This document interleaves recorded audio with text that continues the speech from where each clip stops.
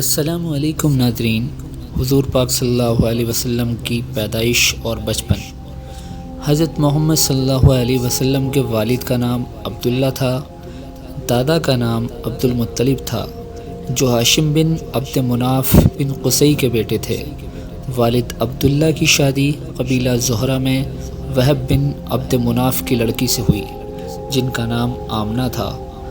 آپ کے خاندان کا نام قریش تھا، جو عرب کے تمام خاندانوں میں کتنی ہی پیڑھیوں سے عزت اور شہرت والا مانا جاتا تھا۔ حرم کعبہ کے متولی ہونے کی وجہ سے قریش کو تمام عرب میں بڑی عزت اور اہمیت حاصل ہو گئی تھی۔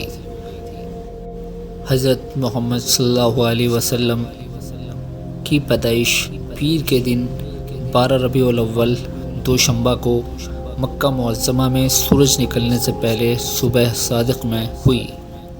آپ کے والد کا انتقال آپ کی پیدائش سے پہلے ہی ہو چکا تھا۔ دادا عبد المطلب کی دیکھ ریکھ میں آپ کی پرورش شروع ہوئی۔ سب سے پہلے آپ کی والدہ حضرت آمینہ نے دودھ پلایا، اس کے بعد ابو لہب کی لونڈی سویبہ نے بھی دودھ پلایا۔ اس زمانے میں یہ عام رواج تھا کہ شہر کے بڑے لوگ اپنے بچوں کو دودھ پلوانے اور پڑھنے پڑھنے کے لیے دیہات اور قصبوں میں بھیج دیتے تھے، تاکہ وہاں کی کھلی ہوا میں رہ کر ان کی صحت اچھی ہو جائے اور وہ لوگ اچھی زبان بھی سیکھ جائیں۔ عرب میں شہروں کے مقابلے دیہاتوں اور قصبوں کی زبان پیاری اور اچھی مانی جاتی تھی۔ اس رواج کے مطابق دیہات کی عورتیں شہر میں جایا کرتی تھیں اور بچوں کی پرورش کے لیے ان کو اپنے ساتھ لے جاتی تھیں۔ چنانچہ حضرت محمد صلی اللہ علیہ وسلم کی پیدائش کے کچھ دنوں بعد ہی قبیلہ حوازن کی کچھ عورتیں بچوں کی کھوج میں مکہ آئیں۔ ان میں حلیمہ سعدیہ بھی تھیں۔ یہ وہی خوش نصیب عورت ہے جن کو جب کوئی دوسرا بچہ نہ ملا تو مجبور ہو کر انہوں نے آمینہ کے یتیم بچے کو لے لینا ہی منظور کر لیا۔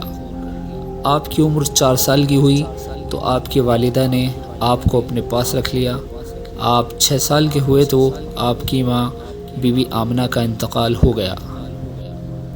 جب حضرت محمد صلی اللہ علیہ وسلم کی عمر 8 سال کی ہوئی تو دادا عبد المطلب کا بھی انتقال ہو گیا۔ مرتے وقت انہوں نے آپ کی پرورش کی ذمہ داری اپنے لڑکے ابو طالب کو دے دی، جنہوں نے اپنی اس ذمہ داری کو بہت اچھی طرح نبھایا۔ ابو طالب حضرت محمد صلی اللہ علیہ وسلم کے سگے چچا تھے۔ حضرت محمد مصطفیٰ صلی اللہ علیہ وسلم کا حضرت خدیجہ رضی اللہ تعالیٰ عنہا سے نکاح۔ جب نبی صلی اللہ علیہ وسلم جوان ہوئے تو آپ کا خیال پہلے تجارت کی طرف ہوا، مگر گھر کا روپیہ پاس نہ تھا۔ مکہ میں نہایت شریف خاندان کی ایک بیوہ عورت ختیجہ تھیں۔ وہ بہت مالدار تھیں، اپنا روپیہ تجارت میں لگائے رکھتی تھیں۔ انہوں نے آپ حضرت صلی اللہ علیہ وسلم کی خوبیاں اور آپ کی سچائی، امانت داری کا حال معلوم کر کے خود درخواست کر دی کہ ان کے روپے سے تجارت کریں۔ آپ حضرت صلی اللہ علیہ وسلم نے ان کا مال لے کر تجارت شروع کر دی۔ اس تجارت میں بہت زیادہ نفع ہوا اور آپ کی بہت سی خوبیاں بھی ظاہر ہوئیں۔ ان خوبیوں کو معلوم کر کے حضرت خدیجہ رضی اللہ تعالیٰ عنہا نے آپ سے نکاح کی درخواست کی۔ حالانکہ حضرت خدیجہ رضی اللہ تعالیٰ عنہا اس سے پہلے بڑے بڑے سرداروں کے نکاح کی درخواست کو رد کر چکی تھی۔ درخواست آپ نے منظور کر لی، تاریخ طے ہو گئی۔ ابو طالب رضی اللہ تعالیٰ عنہ نے نکاح کا خطبہ پڑھا اور 500 طلائی درہم پر نکاح ہو گیا۔ شادی کے وقت حضرت خدیجہ رضی اللہ تعالیٰ عنہا کی عمر 40 سال تھی اور آپ صرف 25 سال کے نوجوان تھے۔ ایک انوکھا سمجھوتا۔ اسلام سے پہلے عربوں میں لڑائیوں کا ایک نہ ختم ہونے والا سلسلہ جاری تھا۔ انہی لڑائیوں میں سے ایک نہایت خطرناک اور مشہور لڑائی فزار کی لڑائی ہے۔ فزار کی لڑائی سے امن پسند لوگوں کا تنگ آ جانا بالکل فطری بات تھی۔ آپ کو بھی ان لڑائیوں سے بڑی تکلیف ہوتی تھی۔ چنانچہ آپ صلی اللہ علیہ وسلم نے اکثر قبیلوں کے سرداروں اور سمجھدار لوگوں کو ملک کی بے امنی، راستوں کا خطرناک ہونا، مسافروں کا لٹنا غریبوں پر زبردست ظلم ہونا، ان سب کا حوالہ دے کر باتوں میں سدھار لانے پر توجہ دی۔ آخر میں ایک انجمن قائم ہو گئی جس میں بنو ہاشم اور عبد المطلب بن اسد، بنو زہرہ، بنو تمیم شامل تھے۔ اس انجمن کے ممبروں نے کچھ عہد کیے، جیسے کہ ہم ملک سے بے امنی دور کریں گے، ہم مسافروں کی حفاظت کریں گے، ہم غریبوں کی امداد کریں گے، ہم ظالموں کو کمزوروں پر ظلم کرنے سے روکا کریں گے، کسی ظالم کو مکہ میں نہ رہنے دیں گے۔ آپ صلی اللہ علیہ وسلم نبی ہونے کے بعد اس کی یاد تازہ کرتے ہوئے فرمایا کرتے تھے کہ اس سمجھوتے کے مقابلے میں اگر مجھ کو سرخ رنگ کے اونٹ بھی دیے جاتے تو میں اس سے نہ پھرتا، اور آج بھی ایسے سمجھوتے کے لیے کوئی بلائے تو میں حاضر ہوں۔ اس سمجھوتے کا اثر یہ ہوا کہ انسانوں کی جان و مال کی بڑی حد تک حفاظت ہو گئی۔ ایسے ہی نئی کاموں کی وجہ سے ان دنوں میں لوگوں کے دلوں پر آپ صلی اللہ علیہ وسلم کی نیکی اور بزرگی کا اتنا اثر تھا کہ یہ آپ حضرت صلی اللہ علیہ وسلم کو نام لے کر نہیں بلاتے تھے، بلکہ الصادق یعنی بےحد سچا، یا الامین بےحد امانت دار کہہ کر پکارا کرتے تھے۔ کعبے کی تعمیر کا کام۔ کعبے کی دیواروں کو سب سے پہلے حضرت ابراہیم علیہ السلام نے حضرت اسماعیل علیہ السلام کے ساتھ مل کر تیار کیا تھا۔ پھر بنی زرہم، بنو عمالقہ، قصی اور قریش نے اس کی مرمت کی۔ اس بار پھر بارش کی زیادتی کی وجہ سے کعبے کی دیواریں پھٹ گئی تھیں۔ اس وقت حضرت محمد صلی اللہ علیہ وسلم کی عمر 35 سال کی تھی جب قریش نے کعبے کی عمارت کو، جس کی دیواریں کافی پھٹ گئی تھیں، پھر سے تیار کرنے کا پروگرام بنایا۔ قریش کے تمام قبیلوں نے مل کر کام کرنا شروع کر دیا۔ عمارت کے بنانے میں تو سبھی شامل تھے، مگر جب حجر اسود یعنی کالا پتھر جو کہ خانہ کعبہ میں لگا ہوا ہے، دیوار میں چننے کا موقع آیا تو بڑا جھگڑا اٹھ کھڑا ہوا۔ اس لیے ہر ایک یہی چاہتا تھا کہ یہ خدمت ہم ہی انجام دے۔ حجر اسود ایک پتھر ہے جو کعبے کی دیوار میں ایک کونے میں لگا ہوا ہے۔ اسی پتھر سے طواف شروع اور ختم ہوتا ہے۔ یہ صرف ایک پتھر ہے جس کے بارے میں ایک بار حضرت عمر رضی اللہ تعالیٰ عنہ نے اسے خطاب کر کے کہا تھا کہ تو ایک پتھر ہے، نہ کسی کو نفع دے سکتا ہے نہ نقصان پہنچا سکتا ہے۔ قریش کا یہ جھگڑا 4 دن تک برابر چلتا رہا۔ نوبت یہاں تک پہنچتی کہ تلواریں نکل آتی اور خون خرابے کا خطرہ پیدا ہو جاتا۔ آخر میں 5ویں دن ابو امیہ بن مغیرہ نے، جو قریش میں سب سے بڑی عمر کا تھا، یہ رائے دی کہ کسی کو حکم بنا کر اس کے فیصلے پر عمل کریں۔ اس رائے کو مان لیا گیا اور طے کیا گیا کہ جو کوئی صبح سویرے سب سے پہلے حرم میں آئے گا وہی سب کا حکم فیصلہ کرنے والا سمجھا جائے گا۔ اللہ کی قدرت دیکھیے کہ دوسرے دن صبح سویرے ہی سب سے پہلے جس شخص پر نظر پڑی وہ آپ حضرت صلی اللہ علیہ وسلم ہی تھے۔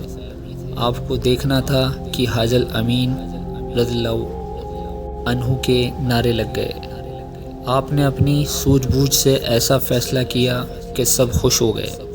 آپ حضرت صلی اللہ علیہ وسلم نے ایک چادر بچھائی، اس پر پتھر اپنے ہاتھ سے رکھ دیا، پھر ہر قبیلے کے سردار کو کہا کہ چادر کو پکڑ کر اٹھائیں۔ اس طرح اس پتھر کو وہاں تک لائے جہاں اسے قائم کرنا تھا۔ آپ حضرت صلی اللہ علیہ وسلم نے پھر اسے اٹھا کر کونے پر اور طواف کے سرے پر لگا دیا۔ آپ کی اس خوبصورت تدبیر سے ایک بھیانک لڑائی کا سلسلہ شروع ہوتے ہوتے رک گیا، ورنہ اس وقت کے عربوں میں ریوڑ کے پانی پلانے، گھوڑوں کے دورانے، شعر شاعری میں ایک قوم سے دوسری قوم کو اچھا بتانے جیسی چھوٹی چھوٹی باتوں پر ایسی بھیانک لڑائیاں چھڑتی تھیں کہ 20 سال تک ختم ہونے کا نام نہیں لیتی تھیں۔ نبوت ملی۔ پیغمبر حضرت محمد صلی اللہ علیہ وسلم کی زندگی میں اب ایک نئی تبدیلی پیدا ہو چلی تھی۔ اب آپ کی توجہ تنہائی میں بیٹھ کر اللہ کی عبادت کرنے اور اپنے ماحول کی اخلاقی اور مذہبی گراوٹ پر غور کرنے کی طرف بڑھنے لگی تھی۔ آپ برابر سوچا کرتے، میری قوم کے لوگ بتوں کو کیوں پوجتے ہیں، ان کی یہ برائی کیسے دور ہو، انہیں کیسے بتایا جائے کہ سچی خدا پرستی کی راہ کیا ہے۔ یہ اور اسی قسم کے سوال آپ کے دل و دماغ کو پریشان کیے رہتے تھے۔ اس غور فکر کا نتیجہ یہ نکلا کہ آپ تنہائی پسند ہوتے چلے گئے۔ مکہ معظمہ سے 3 میل کی دوری پر ایک غار تھا جسے غار حرا کہتے ہیں۔ آپ اکثر وہاں جا کر اکیلے بیٹھنے لگے، پانی اور ستو لے کر جاتے، عبادت کرتے، ذکر میں مشغول رہتے، غور و فکر کرتے، اور جب تک پانی اور ستو ختم نہ ہو جاتے شہر میں نہ آتے۔ ایک دن آپ غار حرا میں عبادت میں لگے ہوئے تھے۔ آپ 40 سال کے ہو چکے تھے۔ 12 فروری سن 61 کو آپ کے سامنے اللہ کا بھیجا ہوا فرشتہ ظاہر ہوا۔ یہ حضرت جبرائیل علیہ السلام تھے۔ روح الامین نے کہا، محمد صلی اللہ علیہ وسلم خوشخبری قبول فرمائیے، آپ اللہ کے رسول ہیں اور میں جبرائیل ہوں۔ حضرت جبرائیل علیہ السلام نے آپ حضرت صلی اللہ علیہ وسلم سے کہا، پڑھ۔ آپ نے فرمایا، میں پڑھا ہوا نہیں ہوں۔ یہ سن کر حضرت جبرائیل علیہ السلام نے آپ حضرت صلی اللہ علیہ وسلم کو پکڑ کر اتنا بھینچا کہ آپ تھک گئے۔ پھر آپ حضرت صلی اللہ علیہ وسلم کو چھوڑ دیا اور کہا، پڑھ۔ آپ نے پھر وہی جواب دیا اور انہوں نے پھر حضرت صلی اللہ علیہ وسلم کو پکڑ کر بھینچا اور چھوڑ کر کہا، پڑھ۔ آپ نے پھر فرمایا، میں پڑھا ہوا نہیں ہوں۔ اب حضرت جبرائیل علیہ السلام نے تیسری بار وہی کیا اور چھوڑ کر کہا، اقرأ بسم ربک الذی خلق خلق الانسان من علق اقرأ وربک اکرم الذی علم بالقلم علم الانسان ما لم یعلم۔ ترجمہ، اپنے رب کے نام سے پڑھ جس نے انسان کو جمے ہوئے خون سے پیدا کیا۔ پڑھ، اور تیرا رب بڑا بزرگ ہے جس نے قلم کے ذریعے سکھایا اور انسان کو وہ کچھ سکھایا جو وہ نہیں جانتا تھا۔ یہی سب سے پہلی وحی تھی۔ حضرت محمد صلی اللہ علیہ وسلم اس واقعہ کے بعد گھر تشریف لے آئے۔ اس وقت آپ کے دل کی دھڑکنیں بہت تیز تھیں۔ آپ نے حضرت خدیجہ رضی اللہ تعالی عنہا سے فرمایا، مجھے کمبل اڑاؤ، مجھے کمبل اڑاؤ۔ آپ کو کمبل اڑا دیا گیا۔ جب آپ کو کچھ سکون ہوا تو آپ نے حضرت خدیجہ رضی اللہ تعالی عنہا سے پورا قصہ سنایا اور فرمایا، مجھے اپنی جان کا خطرہ ہے۔ حضرت خدیجہ رضی اللہ تعالی عنہا نے فرمایا، نہیں، ہرگز نہیں، آپ کی جان کو خطرہ نہیں ہے، خدا آپ کو رسوا نہ کرے گا۔ آپ رشتہ داروں کا حق ادا کرتے ہیں، لوگوں کے بوجھ کو آپ خود اٹھاتے ہیں، فقیروں اور مسکینوں کی آپ مدد کرتے ہیں، مسافروں کی مہمان نوازی کرتے ہیں، انصاف کے لیے آپ لوگوں کی مصیبتوں میں کام آتے ہیں۔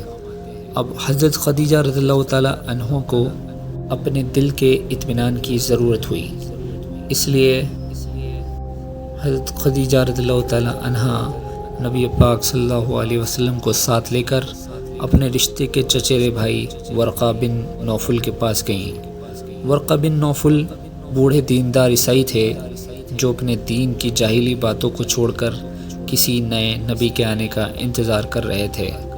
تورات پر ان کی گہری نظر تھی۔ حضرت خدیجہ رضی اللہ تعالی عنہا کی درخواست پر نبی صلی اللہ علیہ وسلم نے ورقہ بن نوفل کے سامنے جبرائیل علیہ السلام کے آنے اور وحی لانے کا پورا قصہ سنایا۔ ورقہ جھٹ بول اٹھے، یہی ہے وہ ناموس، چھپے ہوئے بھیدوں کو جاننے والا فرشتہ جو موسیٰ علیہ السلام پر اترا تھا۔ اے کاش میں جوان ہوتا، اے کاش میں اس وقت تک زندہ رہتا جب قوم اس نبی کو نکال دے گی۔ رسول اللہ صلی اللہ علیہ وسلم نے پوچھا، کیا قوم مجھے نکال دے گی؟ ورقہ بولے، ہاں، اس دنیا میں جس کسی نے ایسی تعلیم پیش کی اس سے شروع میں لوگوں نے دشمنی ہی کی۔ کاش میں ہجرت تک زندہ رہوں اور حضور پاک صلی اللہ علیہ وسلم کی کھلی مدد کروں۔ اس وقت ورقہ بہت ہی بوڑھے ہو چکے تھے، آنکھوں کی روشنی بھی ختم ہو چکی تھی۔ اس واقعے کے کچھ ہی دنوں بعد ان کا انتقال ہو گیا۔ انا للہ و انا الیہ راجعون۔ اس کے بعد حضرت جبرائیل علیہ السلام کا آنا لگ بھگ 6 مہینے تک رکا رہا۔ وہی کا انتظار آپ کو رہنے لگا، یہاں تک کہ حضرت جبرائیل علیہ السلام آئے اور پھر آتے رہے اور آپ کو اطمینان دلاتے رہے کہ آپ کا چناؤ رسول کی حیثیت سے کر لیا گیا ہے۔